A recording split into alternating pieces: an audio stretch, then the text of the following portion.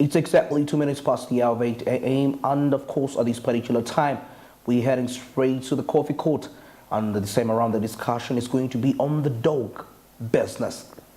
There are quite so many businesses that people carry out in Uganda, and of course some of them are very surprising, and you will be amazed by how people are reaping profits from this particular business. But the most important thing, before you focus on the earning and the profiting, first of all get to understand what does it take to handle such a business. So that's the essence of the coffee court. You get more insight regarding that particular business or regarding that particular subject you want to explore in your career. It could be a business or anything you want to understand and develop yourself to help you make the appropriate decisions. So that's the essence of this particular segment of the coffee court.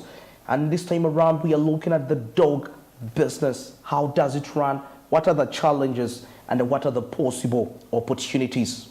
Coffee court has more.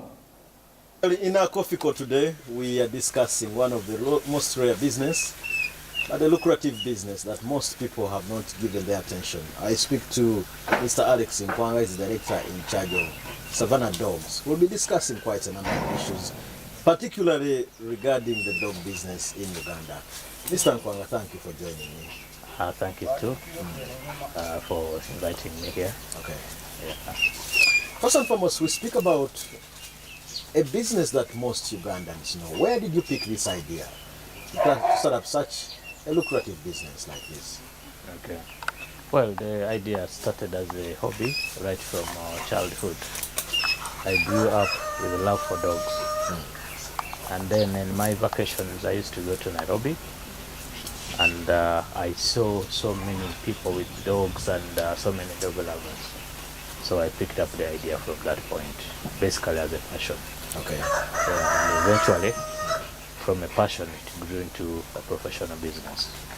Passion to profession. Is there a school where you went to and studied how to manage such a business? I went to a school in South Africa, and then later I went to UK, one of the biggest schools called Rival International Dog School Academy. Let's talk about cash now. How much did you begin with anyway? Actually, I didn't begin with money.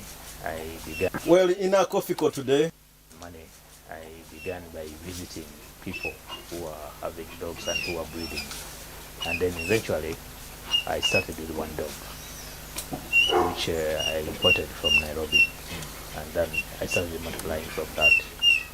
I didn't begin with a basket of money that I want to start up this business, but I chose one nice dog that led me to where I am today. You could give us an estimate of how much in terms of cash? I remember it was about 600,000. That's about 20 years ago. Okay. Yeah.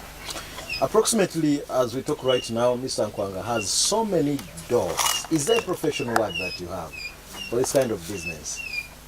In terms of referring to it? Yes, in terms of... We call it dog breeding. Dog breeding. Yeah. Is it a business that most Ugandans have picked interest into, or you were the only person?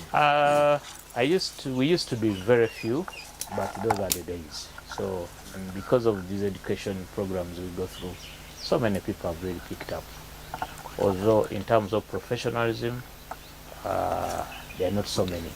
But in terms of breeding, there are many people breeding dogs now.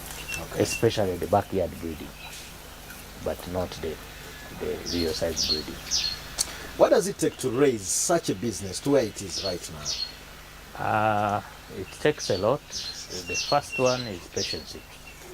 You must be patient, and then also you must be having the zeal, the love for the project that you are doing. Coupled with investment, you must be able to invest. Okay. And then you can be able to raise the business to where you want it to be. Is it one type of breed, or we have a number of them in Uganda? Since this is you could probably tell us different types of breeds. With me, I'm having about 13 breeds, but in Uganda there could be more than 13 breeds because the interests differ. Each breed has its own purpose. It's bred for a purpose. So different people are breeding and keeping dogs for different purposes. So that attracts a number of breeds in the country. Okay. Yeah. If you could tell us maybe a breed and its purpose, a breed and its purpose, a breed and its purpose. Basically, in Uganda, the biggest percentage of people want to have guard dogs, security dogs. And when you look at security, there are so many breeds in that category. We have the German Shepherds, which everyone knows. We have the Dobermans. No, not everybody knows it. Okay, German I wouldn't Shepherds want us to assume. are mostly termed as the police dogs. The original police dog was a German Shepherd. So many people have that breed. But actually in that category, we have Dobermans, they also do well. We have Rottweilers, we have Bull Bars, we shall be seeing them if you tour the farm. You'll be able to see various breeds. Then in another categories for home companion, because of the expatriate community, we have been attracted also to love dogs and keep dogs at home just for companion. So we have dogs like the small poodles, Maltese, Labrador, a number of dogs just for companion. Okay. Yeah.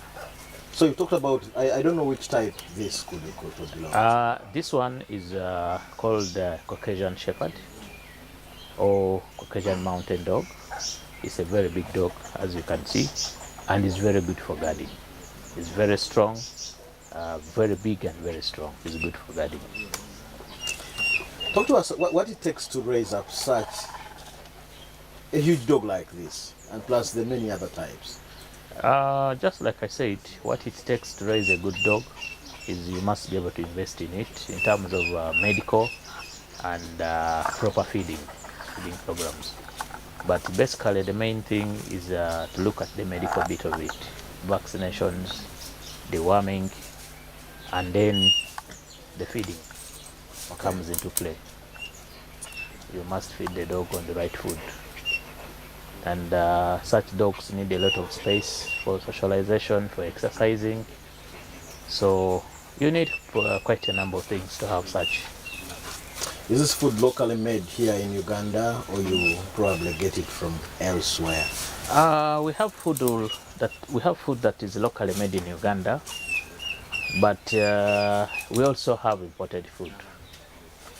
And many people have preferred the imported food because either because of quality, would be more in terms of quality. So we have both local and imported. Okay. Yeah. I am sure there are many Ugandans out there who would want to invest in this. What is it that they should have at the back of their mind if they wanted to engage or invest in this kind of lucrative business? First of all, such people would need to know the purpose for the dog.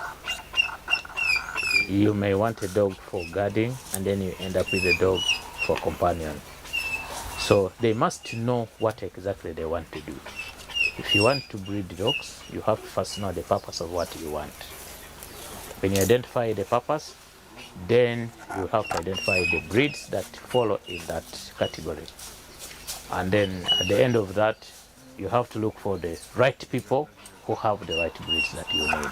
Okay. Because quite a number of times we end up with good ideas and you don't get the right breed that you want to have. Okay. So it is very important to do that. Okay. Let's now widen our discussion to matters of security. How are you able to train these dogs so that they can have a number of detections, maybe on the security side, Okay. and maybe on the other side? Okay, when it comes to training, the various breeds of dogs do different jobs in terms of security. When it comes to sniffing and tracking, there are particular breeds for that. As probably, if time allows, I'll do a small demo for you and see how we train the explosive detection dogs and the criminal tracking dogs. Then when it comes to guarding and patrol, there are also particular breeds for that. For example, this one cannot go for sniffing or tracking. Why? Because tracking is a big job.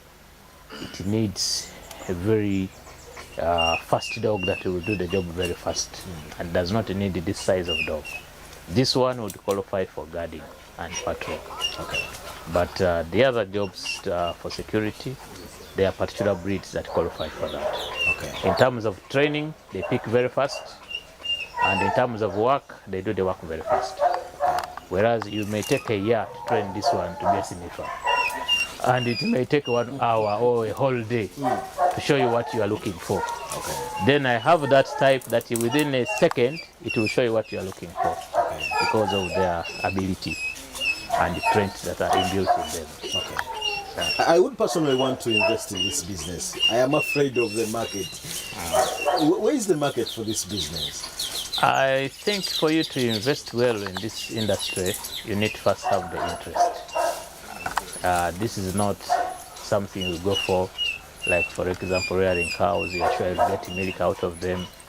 So you have to first of all have the interest, the passion for them. But the market is there, especially when you breed right. The market is there. Where? Locally and internationally. Locally where? Locally within Uganda. So many Ugandans love to have dogs for security, to guard their homes, properties, farms, mention it. And also we have the international community, expatriate community growing every other day.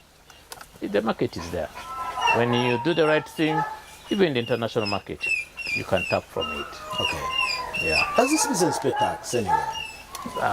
No, it doesn't. Why? According to the structures, I think it doesn't qualify for that.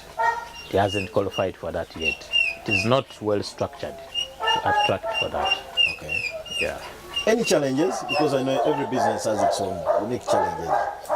This must be another business that whose challenges are totally unique. Yeah, that is true. Yeah, there are quite a number of challenges, but of course they are manageable. Issues like maintenance, looking after these guys is not easy. They must eat well, and remember they don't eat beans, so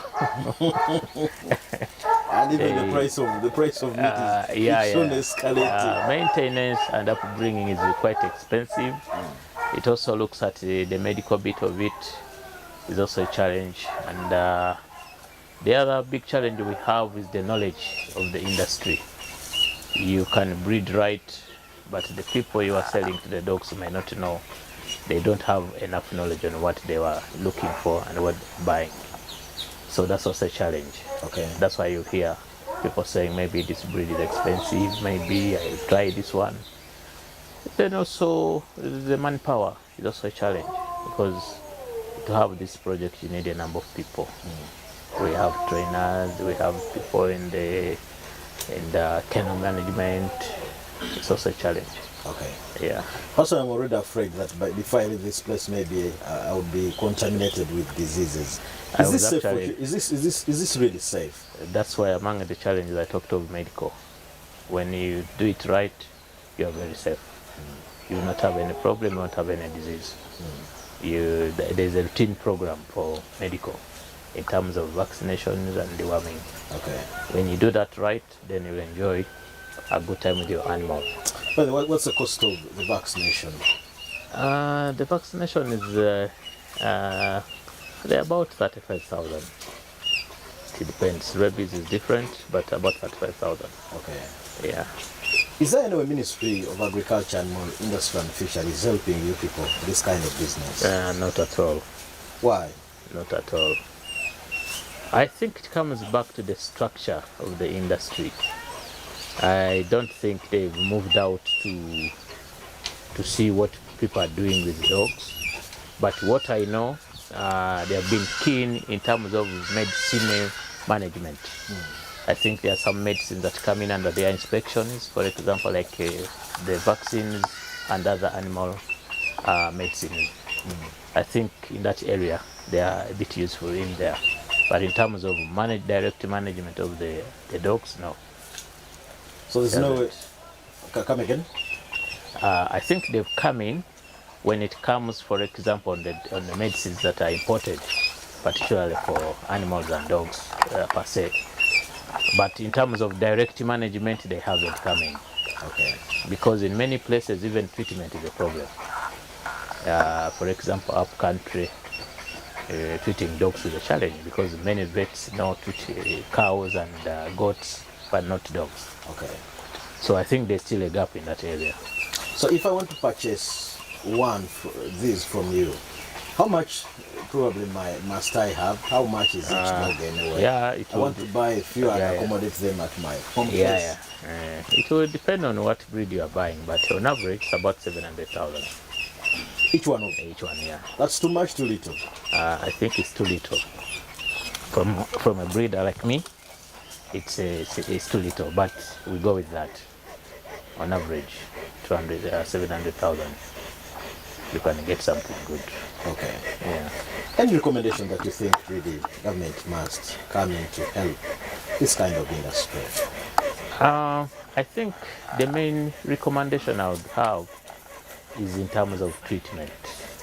People who are into animal farming, like myself, the biggest challenge we have is treatment. We have a very big challenge of treatment of particular diseases, especially the viral infections. And many times we lose animals on a daily basis. We lose cows, we lose goats, we lose dogs because of treatment. Okay. So I think that's the only area government can really come in and see how the local person can be helped in terms of treating the animals. Okay. Yeah. Of course, the coffee court today we discuss, of course, one of these lucrative business that most Ugandans have not picked interest in. I would also again be more interested. Really, if I want to engage in this business, what is it that I should clearly pay attention to? Once again, You need to look at the investment. What is this you are going to invest? You need to look at which breeds you are interested in, and the breeds will guide you where to go. When you identify the breeds, then you need to know who are the right people that can supply me with the right breeds that I'm looking for. okay. Yeah. Let's talk about the employment opportunity. I don't know how many people you employ to take care of such a business like this. In the kennel, in the whole total of people we have 24 people working with the dog section. We coupled the composition is we have the treatment side, we have the training side, and then the maintenance side. Okay. Yeah. So in terms of the vaccine, how often do you vaccinate? Vaccinations normally are done between 8 to 12 weeks. Then we do at 6 weeks. Then it becomes annually. This guy needs to be off the chain. Okay. The discussion of the coffee culture definitely continues. We must be winding up this discussion. What is it that you think we must leave the public with as we plan to sign out? Basically, just to appeal to the public to pick up some of these ideas, to know where to find the good dogs when we make a decision to buy a dog, and also to know the purpose for the dog that you are buying. Because many times people buy dogs for different purposes and they end up with a different purpose. Okay. But the source where you're buying a dog is very, very important. Very, very important to determine the outcome of what you wish to have. Thank you, Mr. Alex Nkwanga, for speaking to us on this coffee court where we've been discussing one of these other rare but lucrative business in Uganda. My name is Makubi Fred, and this is the Coffee Court.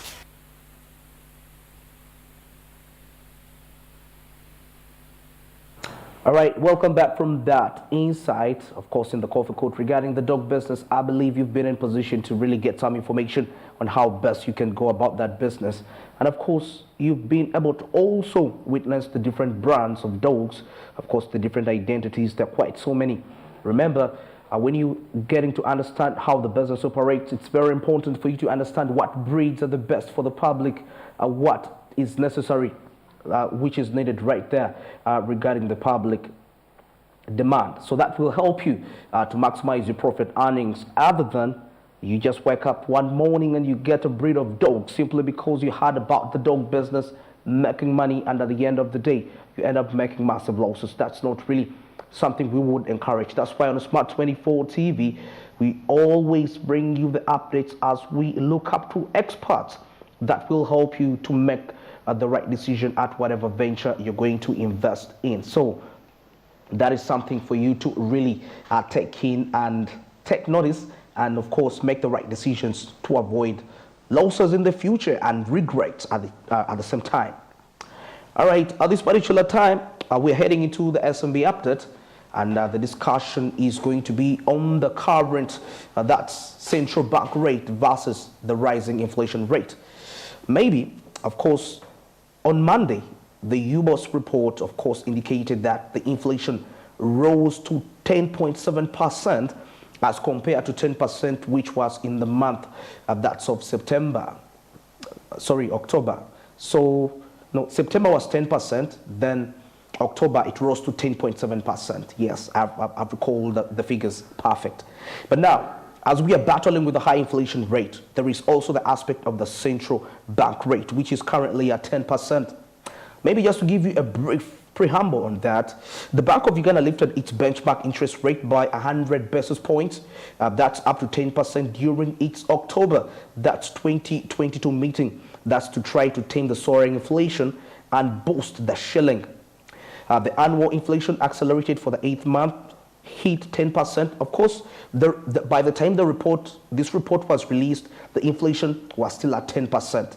Yes, so you can get to see that straight month to hit 10% in September, and well above the central bank's target of 5%. Policymakers say that headline inflation is forecast to rise the average at around 7.3. That's in 2022, and between 8% and 10%. That's in 2023. Of course, before falling back to around 5% in 2024. Meanwhile, domestic economic activity is showing signs of recovery. This is a report from, of course, Trading Economics, one of the reliable sites you can really find out regarding economic matters. So now the discussion around, let's take a look at the inflation rate versus the rising central bank rate. Remember, maybe before that, when the central banks increase the central bank rate, that's the lending rate to the commercial banks, that's going to influence the commercial banks to also raise the interest on the loans they give out to the different individuals. So you can see that quite great dilemma for business personnel to operate in an environment where they have to battle the prices, that's the inflation, and the central bank rate. Let's take a look at this particular insight. We shall be returning. This report reflected that inflation has risen by 10, from 10 point something to 10.7. However, individually, my personal view would be that I would not agree with it. Because if we looked at only fuel, that is a driving factor of the economy, you find that a liter that was costing around 3,900 or 4,000 went up to 6,000, which was more than half of the cost of a liter of fuel, meaning that the inflation had increased by almost 50%. However, for them, they are saying it has increased by 0.7, which is not bad. But what does it mean to an individual? What does it mean to a common man? That if you had 10,000 and you are using the 10,000 to buy maybe salt, sugar, and maybe a bar of soap, the value of 10,000 has decreased, or the 10,000 note no longer has value. It will only buy you one bar of soap. A note that was buying you 3-4 items is now going to, only get you one item. Why? Because there is inflation. If inflation has increased from whatever it is to 10.5, that means that whatever you were getting at around 10,000, you're now going to get the same commodity, but at around 12,000. So now that is a problem. So the wananchi should, tighten their belts, because the value of the currency is getting, lowered away. You will find that we no longer use the 500 note. We don't need it. So time is going to come when we don't even need the 1,000 note. Actually, rarely do I see people carrying around 1,000 and 2,000. So a time is going to come when 2,000 is no longer of value. 5,000 is no longer of value, because 5,000 cannot buy you anything. If only 10,000 can only get you one bar of soap. So you'll find that even the note itself will fade away. So the wananchi, or what the government has to do, is to tighten the belts a bit to make sure that the money in circulation gets to have value.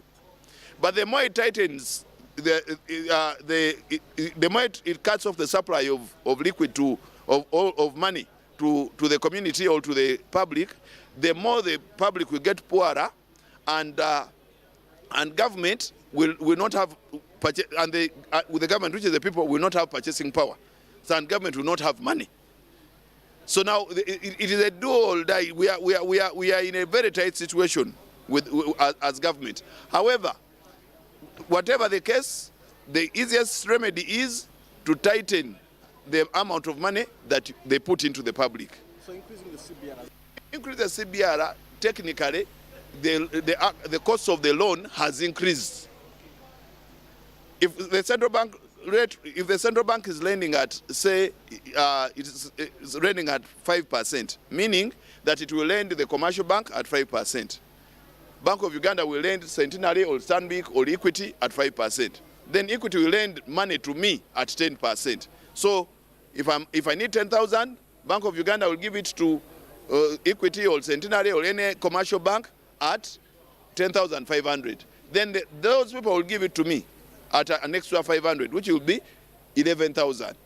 But then the moment you increase your CBR, that means you've increased and you're lending at 11,000. That means also the central bank, the commercial banks will also increase and lend the money at 12,000. So for as long as the CBR is increasing, also the rate at which the cost of money to the individuals or to the wananchi increases.